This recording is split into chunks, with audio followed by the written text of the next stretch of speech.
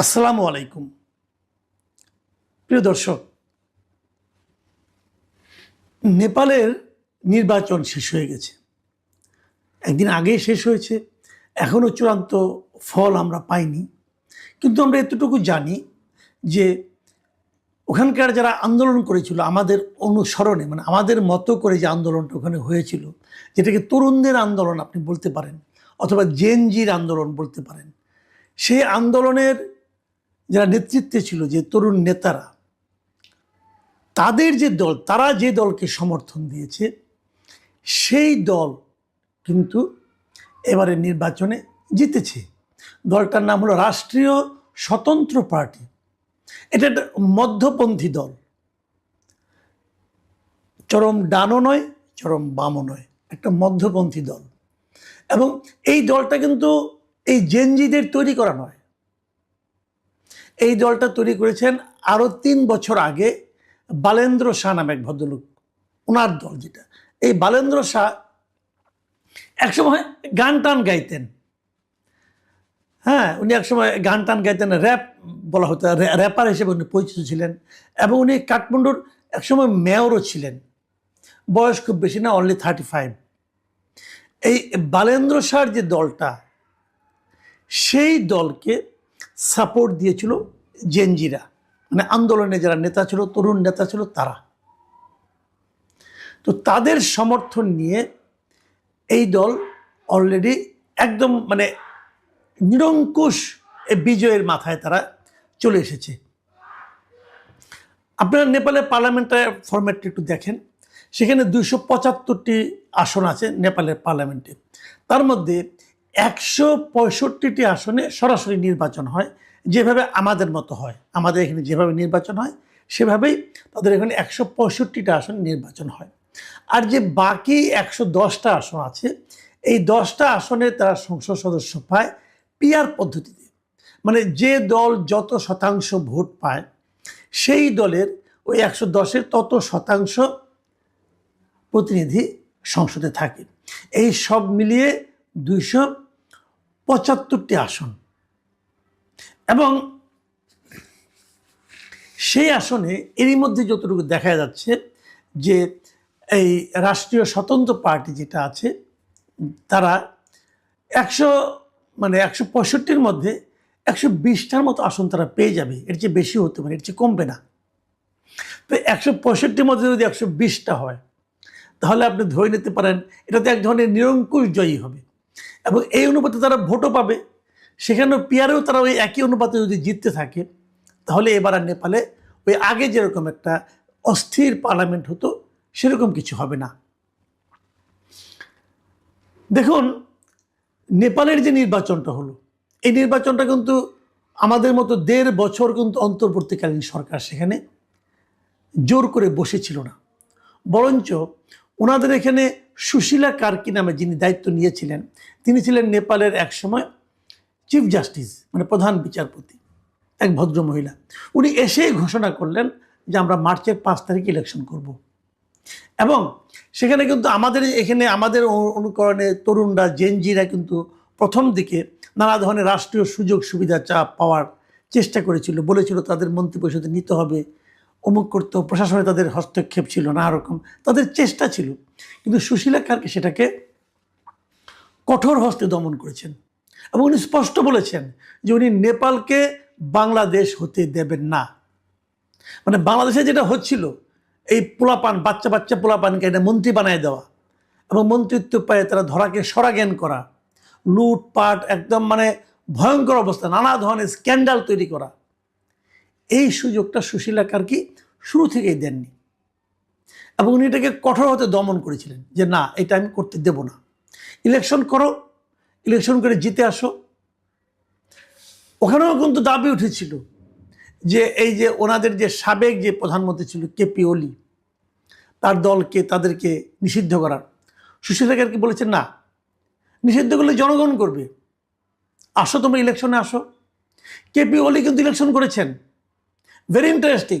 এবং কেপি ওলি যেখান থেকে ইলেকশন করেছেন, এই যে ওদের যে বালেন্দ্র শাহ, উনি কিন্তু সমস্ত প্রথা ভেঙে, মানে ওই জায়গায় সে কখন সীমান্তবর্তী একটা এলাকা, তার সেই আসনটার নাম হলো ঝাপা 5, ওইখানে কেপি ওলির নিজের আসন। এই ভদ্রলোক অনেক পুরনো পলিটিশিয়ান, 74 বছর বয়স, সেই অলির আসনে যে কিন্তু বালেন্দ্র দাঁড়িয়েছেন। এই যে চ্যালেঞ্জ নেওয়ার যে মানসিকতাটা, এটা কিন্তু বালেন্দ্র জিতেছেন, অনেক ভোটের ব্যবধানে উনি জিতেছেন। তাহলে কি হলো? বাইপাস করে ক্ষমতা নেওয়া নয়, কারো অনুগ্রহে ক্ষমতা নেওয়া নয়, কারো অনুগ্রহে নিজেকে ক্ষমতাবান হিসাবে প্রতিষ্ঠিত করার চেষ্টা নয়, ক্ষমতাবান হয়েই লুটপাটে ব্যস্ত হয়ে পড়া নয়, বরঞ্চ তারা ক্ষমতায় যাওয়া, ক্ষমতায় টিকে থাকা এবং চ্যালেঞ্জ করা, প্রত্যেকটা ক্ষেত্রে তারা জনগণের উপর, জনরায়ের উপর নির্ভর করেছেন। যে কথাটা শুরু থেকে আমি বলছিলাম যে আওয়ামী লীগকে আপনারা, আওয়ামী লীগ, ছাত্রলীগ, যে কোনো সংগঠন হোক, এদেরকে আপনি প্রশাসনিক আদেশে, নির্বাহী আদেশে আপনারা নিষিদ্ধ করেন না, জনগণের কাছে ছেড়ে দেন। কেপি ওলি কিন্তু দুদিন আগেও বলেছিল যে উনি জিতবেন, ওনার দল জিতবে। জনগণ দেখিয়ে দিয়েছে আপনি একসময় জনপ্রিয় ছিলেন, এখন আর নেই। জনগণ তাদের প্রত্যাখ্যান করেছে। আমরা ওই জায়গায় ভরসা রাখতে পারিনি। আমরা দেখানোর চেষ্টা করেছি যে না, আমরাই সব ঠিক করে দেব। আমরা কয়েকজন লোক এসেছি, আমরা নিজেরা বিপ্লবের মাধ্যমে ক্ষমতায় এসেছি, অতএব আমরা যেটা করব সেটাই দেশের ভালো হবে, আর পৃথিবীর কেউ কিছু বুঝে না, আমাদের জন্য একটা সংস্কার করা দরকার। সেই সংস্কারের জন্য আমরা বিদেশ থেকে কিছু লোকজনকে নিয়ে আসছি, খুবই মিডিওকোর টাইপের কিছু লোককে বিদেশ থেকে আইনা তাদেরকে চাপিয়ে দেওয়া হয়েছে যে এরা এখন আমাদেরকে দেশ কিভাবে চলবে, একটা নির্বাচিত সরকার কিভাবে চলবে, এটা ওই আলী রিয়াজ, মনির হায়দারের মতো কিছু লোক এসে ঠিক করে দিবে। তারা এখানে এসে সংবিধান সংস্কার করে, তারা এখানে নির্বাচন পদ্ধতি সংস্কার করে, কত কিছু তারা করে। লাভটা কি হলো? লাভটা কি হলো? জনরায়, সেটাই সবচেয়ে গুরুত্বপূর্ণ। সেই জনরায়ের উপর তারা নির্ভর করতে পারে নাই বইলা, ওইটা যারা হুবহু চেয়েছে তারা কিন্তু নির্বাচনে জিততে পারেনি। আমাদের এখানেও পারেনি, ওখানেও পারেনি।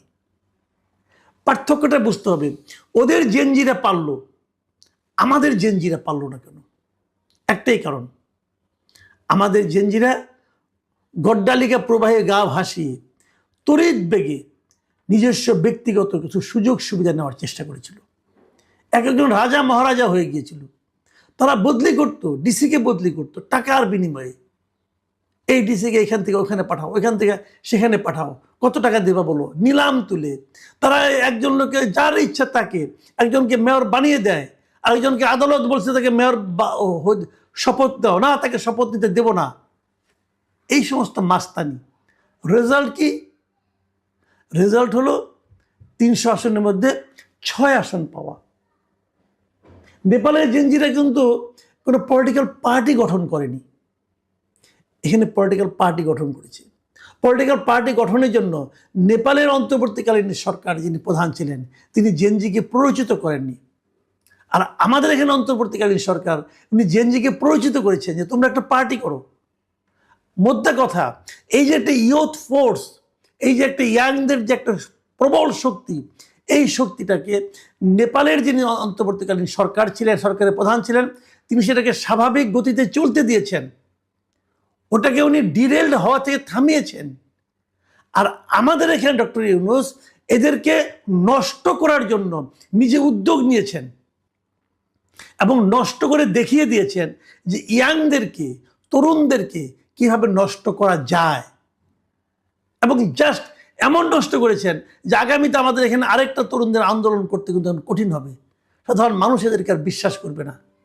এই পুরো অপকর্মটা নিজের দায়িত্ব নিয়ে ডক্টর ইউনূস করেছেন, সুকৌশলে করেছেন। আমরা ওখানে দেখেছি যে আন্দোলনের পর আন্দোলনের রেজাল্টটা যথা জায়গায়, মানে ঠিক হাতে দেওয়ার জন্য ওখানে সুশীলা কার্কির মতো একজন নির্লোভ ব্যক্তি ছিলেন, একজন যোগ্য লোক ছিলেন। আর আমরা এখানে এসে পড়েছি ডক্টর ইউনূসের মতো একজন লোভী এবং আত্মকেন্দ্রিক লোকের হাতে, যিনি নিজে দায়িত্ব নিয়ে ইয়াং জেনারেশনের যে প্রবল আকাঙ্ক্ষা সেটাকে নিজেরা পদদলিত করেছেন এবং তাদেরকে একদম জাস্ট শেষ করে দিয়ে গেছেন। এখন আমাদের ইয়াং জেনারেশনটা পরবর্তী সরকারের আমলে, মানে বর্তমান সরকারের আমলে নিরাপত্তা খুঁজেন, এবং ডক্টর ইউনূসকে এসএসএফ পাহারা নিতে হয় 1 বছরের জন্য। সুশীলাকে কিন্তু নিতে হয়নি, নিতে হবেও না। এই জায়গাটাতেই পার্থক্য। আমরা এই জায়গায় পিছিয়ে গেছি, আমাদের তরুণরা এই জায়গায় পিছিয়ে গেছেন। কিন্তু অন্য কারো রাষ্ট্রের, অন্য কোনো রাষ্ট্রের অনুচর হিসেবে অথবা দালাল হিসেবে বলেন আপনি, ডক্টর ইউনূস এই জায়গায় নিজের লক্ষ্য অর্জন করতে পেরেছেন। এই পার্থক্যের জন্য দুঃখ করে কোনো লাভ নেই, কারণ এটা আমাদের হাতে ছিল না। সম্ভবত এটাই ছিল আমাদের নিয়তি। নিয়তি বদলানো যায় না। প্রিয় দর্শক।